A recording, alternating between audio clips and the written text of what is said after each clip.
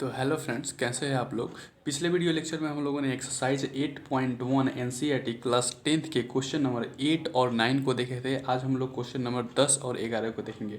तो question number 10 क्या कहता है। क्वेश्चन नंबर 10 कहता है in a triangle P Q R right angle at Q, यानी कि एक ट्रिएंगल पी क्यू आर दिया है जिसमें कि राइट एंगल कौन है, राइट एंगल मेरा क्यू है।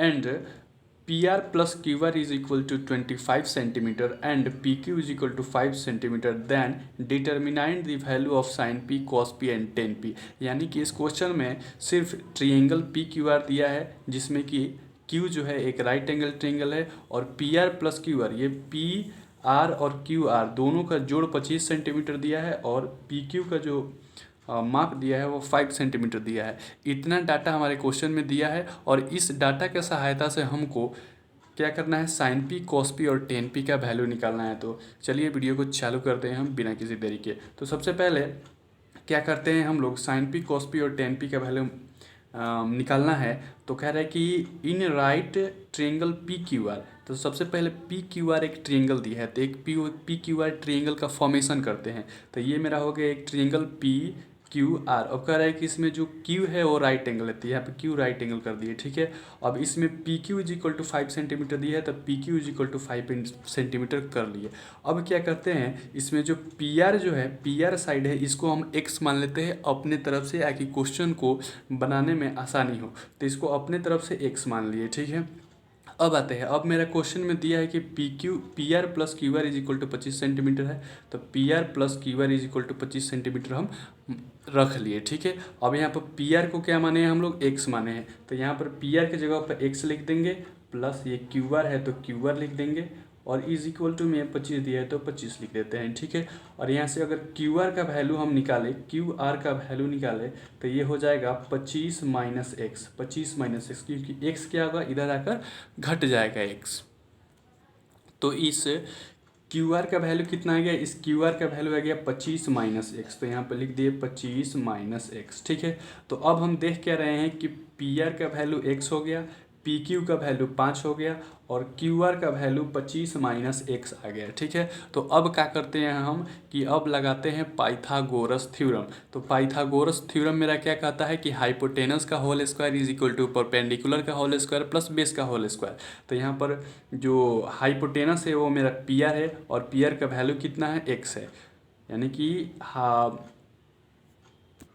यानी कि मेरा पाइथागोरस थ्योरम क्या कहता है, हाइपोटेनस का होल स्क्वायर यानी कि एच का whole square is equal to perpendicular का होल स्क्वायर यानी कि पी का होल स्क्वायर प्लस में बेस का होल स्क्वायर यानी कि बी का होल स्क्वायर, ये मेरा कहता है पाइथागोरस थ्योरम।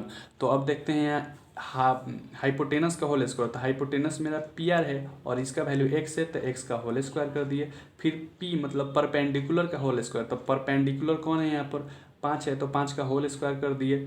फिर यहाँ बी किसका है तो इसको ले लेते हैं 25 माइनस एक्स, फिर 25 माइनस एक्स का इधर होल स्क्वायर है तो यहाँ इसका भी होल स्क्वायर कर देते हैं।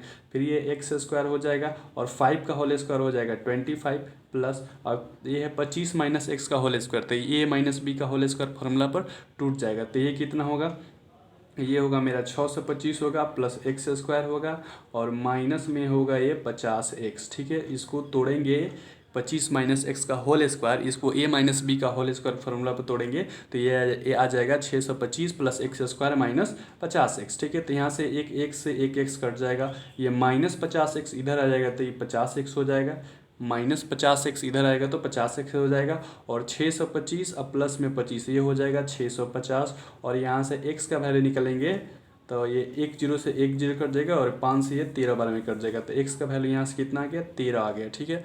एक्स का वैल्यू कितना आ गया, 13।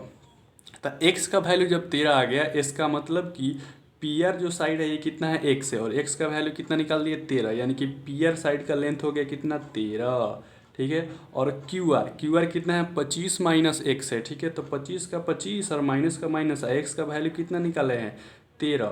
तो इसको ऐसे कर दिए तो 25 माइनस 13 यानी कि ये कितना हो गया, तो ये हो गया मेरा 12। तो अब देख रहे हैं कि पी क्यू का वैल्यू 5 हो गया, पी आर का वैल्यू 13 हो गया और क्यू आर का वैल्यू कितना आ गया मेरा, 12 आ गया, ठीक है। अब देखते हैं कि वैल्यू हमको निकालना किसका है। तो सबसे पहले हमको वैल्यू जो निकालना है वो निकालना है किसका, साइन पी का वैल्यू निकालना है। तो साइन पी किसका, साइन पी, साइन है इसका मतलब कि साइन थीटा का फॉर्मूला लगाएंगे, लेकिन यहाँ से एक बात ध्यान में देना है कि एंगल पी है, तो यहाँ से एंगल पी जब है तो एंगल पी से देखेंगे। अब साइन थीटा का फॉर्मूला क्या होता है, पी बट्टे एच होता है, तो पी बट्टे एच। अब एंगल यहाँ पर पी है तो पी से देखेंगे, तो इसके सामने वाला क्या होता है, पी, यानी कि परपेंडिकुलर यही होता है, सामने वाला पी होता है। तो सामने वाला क्यू आर पड़ रहा है, और क्यू आर का लेंथ है 12, यानी कि ऊपर 12 हो गया। और एच राइट एंगल के सामने वाला एच होता है, और एच का वैल्यू कितना है, 13। तो साइन पी का वैल्यू कितना हो गया, 12/13। अब कॉस पी का वैल्यू निकालना है, कॉस पी। तो कॉस पी का फॉर्मूला क्या होता है, बी बट्टे एच। कॉस पी का फॉर्मूला क्या होता है, बी बट्टे एच। और कॉस पी, पी यहाँ पर दिया है तो इसको भी पी एंगल से ही देखेंगे। अगर यहाँ पर आर दिया रहता तो आर एंगल से देखेंगे, अगर यहाँ पर कुछ और दिया रहता है तो उस एंगल से देखेंगे, लेकिन यहाँ पर पी दिया है तो हम पी एंगल से देखेंगे। तो इसके लिए बी कौन है, तो सामने वाला तो पी होता है, और ये नीचे वाला जो होता है ये क्या होता है, सामने वाला पी, या राइट एंगल ट्रायंगल के सामने वाला हाइपोटेनस होता है, और जो बच जाता है वो क्या होता है, बेस, यानी कि बी होता है, यानी कि 5 सेंटीमीटर बी होगा। और एच का वैल्यू यहाँ से 13 है, तो 5/13 यानी कि कॉस बी, पी का फॉर्मूला हो गया। अब किसका निकालना है, अब एक निकालना है टेन पी का। तो टेन पी का निकालना है हमको, तो कुछ नहीं, टेन पी का फॉर्मूला क्या होता है, पी बट्टे बी, ठीक है, पी बट्टे बी। तो पी का वैल्यू इसमें यहाँ से कितना है, 12 है, तो 12 रख लिए, ठीक है। और बी का वैल्यू कितना है, बी का वैल्यू 5 है, तो 5 रख लिए, हो गया आंसर। साइन पी का वैल्यू 12/13 आ गया, कॉस पी का वैल्यू 5/13 आ गया, और टेन पी का वैल्यू 12/13 आ गया। क्वेश्चन खत्म। अब आते हैं हम लोग, अब आते हैं 11 नंबर क्वेश्चन पे, ठीक है। 10 नंबर क्वेश्चन के ये एक्सरसाइज 8.1 का लास्ट क्वेश्चन है। ये क्वेश्चन कहता है क्या, state whether the following are true और फॉल्स, जस्टिफाई योर आंसर। यानी कि ये कुछ सेंटेंस दिया है नीचे, इसको हमको चेक करना है कि वो गलत है या कि सही है, और चेक करने के बाद उसका रीज़न भी बताना है कि ये क्यों गलत है, क्या चाहे सही है तो काहे सही है, और गलत है तो काहे गलत है, ये हमको बताना है। तो पहला क्वेश्चन कह रहा है क्या, 11 नंबर का, the value of 10a is always less than 1। यानी कि कह रहा है कि क्या 10a का वैल्यू हमेशा 1 से लेस देन होता है, यानी कि 10a का वैल्यू हमेशा 1 से कम होता है। तो ये होगा फॉल्स, ये मेरा गलत होगा। अब क्वेश्चन में कह रहा है कि इसको जस्टिफाई कीजिए कि ये गलत का है या चाहे सही का है। तो जस्टिफाई करेंगे तो देखिए, मान लीजिए कि इसको बताते हैं कि ये गलत है क्यों।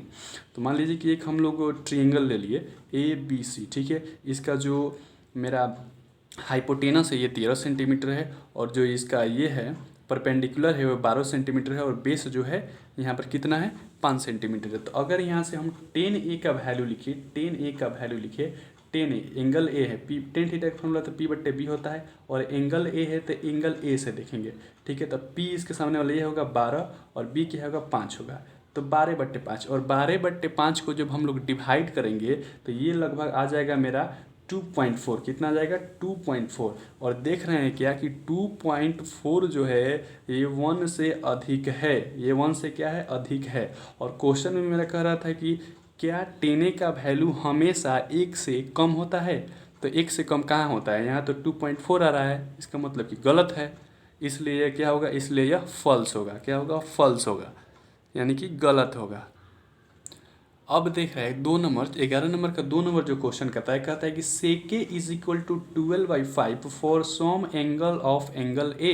कह रहा है कि क्या sec A is equal to 12/5 हो सकता है किसी एंगल ए के लिए। यानी कि ये कहने का मतलब ये कह रहा है कि कोई ऐसा एंगल एग्जिस्ट करेगा जिसके लिए कि सेके का वैल्यू 12/5 हो सकता है कि नहीं, तो ये ट्रू होगा। अब इसका जस्टिफाई करना है कि ये क्यों होगा आखिर में ट्रू। तो देखिए, सेके इज इक्वल टू कितना दिया है, सेके इज इक्वल टू दिया है 12/5, ठीक है। और सेके का फॉर्मूला क्या होता है, तो सेके का फॉर्मूला होता है h/b।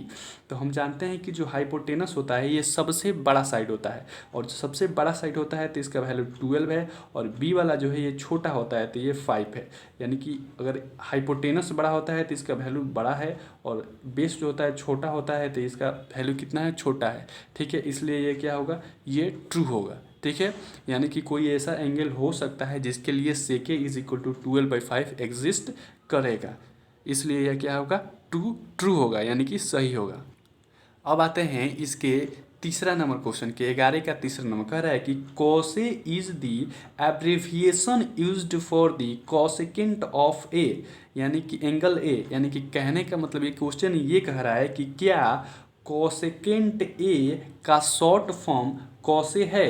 क्वेश्चन मेरा ये कह रहा है कि क्या कोसेकेंट ए का शॉर्ट फॉर्म कोसे है, तो ये इसका आंसर होगा फॉल्स, यानी कि ये गलत होगा। और इसका जस्टिफाई यानी कि ये गलत है तो क्यों है, तो कोसेकेंट जो ए होता है, कोसेकेंट जो ए होता है इसका जो शॉर्ट फॉर्म होता है ये कोसेक होता है। क्या होता है, कोसेक ए, ठीक है, न कि कॉस ए होता है। ठीक है, तो कोसेकेंट ए का शॉर्ट फॉर्म क्या होता है, कोसेक ए होता है, कॉस ए नहीं होता है। और क्वेश्चन मेरा कह रहा है कि क्या कोसेकेंट ए का शॉर्ट फॉर्म कॉस ए है, तो नहीं है भाई। यहाँ पर देख रहे हैं कि कोसेकेंट ए का शॉर्ट फॉर्म क्या होता है, कोसेक ए होता है, न कि कॉस ए होता है। इसलिए क्या होगा, यह मेरा फॉल्स होगा, यानी कि गलत होगा।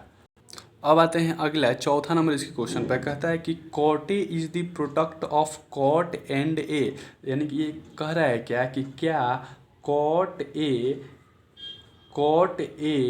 कॉट इंटू ए का प्रोडक्ट होता है। कहने का मतलब कि ये क्वेश्चन ये कह रहा है कि क्या कॉट ए को cot A into cot A के फॉर्म में लिखा जा सकता है, यानी कि कॉट ए को क्या कॉट इंटू ए के फॉर्म में लिखा जा सकता है, तो इसको बिल्कुल नहीं लिखा जा सकता है। किसी भी ट्रिगोनोमेट्रिकल फंक्शन को, मान लीजिए आपको टेन ए दिया है, ठीक है, टेन ए दिया है, तो इसको कभी भी आप टेन इंटू ए के फॉर्म में नहीं लिख सकते हैं। ऐसा लिखेंगे तो गलती होगा। मान लीजिए आपका कॉट ए दिया है, ठीक है, मान लीजिए आपका साइन ए दिया है, क्या साइन ए दिया है, तो इसको कभी भी साइन और इंटू ए के फॉर्म में नहीं लिखा जा सकता। ऐसा लिखेंगे तो आपकी गलत होगा। तो यही क्वेश्चन ये कह रहा है कि क्या कॉट ए को कॉट और ए के इंटू के फॉर्म में लिखा जा सकता है, तो बिल्कुल नहीं लिखा जा सकता है, इसलिए ये गलत है। अब कह रहा है पांचवा क्वेश्चन इसका कि sine theta is equal to 4/3 for some angle theta. कह रहा है कि क्या किसी ऐसा थीटा है कि कोई ऐसा एंगल है जिसके लिए साइन थीटा का वैल्यू 4/3 हो सकता है, तो ये फॉल्स होगा, ये गलत होगा। अब गलत क्यों होगा तो अब बताते हैं। मान लीजिए कि साइन थीटा का वैल्यू कितना दिया है क्वेश्चन में, 4/3 दिया है, और हम जानते हैं कि साइन थीटा का फॉर्मूला P/H होता है। कितना होता है, P/H होता है। और जो एच का मतलब हाइपोटेनस, और हाइपोटेनस जो राइट एंगल ट्रायंगल होता है उसमें सबसे बड़ा साइड जो होता है वो हाइपोटेनस होता है, यानी कि हाइपोटेनस सबसे बड़ा साइड होता है, यानी कि इसका लेंथ सबसे ज़्यादा होता है। तो जब हाइपोटेनस का लेंथ सबसे ज़्यादा होता है तो इसका वैल्यू भी तो सबसे ज़्यादा होगा। तो अब देख रहे हैं कि सबसे बड़ा हाइपोटेनस है और इसका वैल्यू 3 है, और हाइपोटेनस से छोटा होता है ये परपेंडिकुलर, और इसका वैल्यू 4 है, यानी कि छोटा वाला का वैल्यू ज़्यादा है और बड़ा वाला का वैल्यू कम है। तो ये सीधा लग रहा है कि क्या होगा, गलत होगा। ये सीधा दिखाई दे रहा है, क्या होगा, ये फॉल्स होगा। क्योंकि हाइपोटेनस जो होता है किसी भी राइट एंगल ट्रायंगल में सबसे लॉन्ग साइड होता है, सबसे बड़ा साइड होता है। और सबसे बड़ा साइड होने का मतलब होगा कि उसका लेंथ भी, उसका लंबाई भी क्या होगा, सारे भुजाओं से उसका लेंथ बड़ा होगा। तो देख रहे हैं कि हाइपोटेनस बड़ा होता है तो इसका वैल्यू 3 है, और परपेंडिकुलर छोटा होता है तो इसका वैल्यू 4 है। तो ये सीधा दिखाई दे रहा है, क्या है, गलत है। आज के लिए इतना ही, मिलते हैं अगले वीडियो में। अगर ये वीडियो आपको अच्छा लगा हो तो एक लाइक, शेयर और सब्सक्राइब का बटन ठोक दीजिए। मिलते हैं अगले वीडियो में, तब तक के लिए बहुत बहुत धन्यवाद।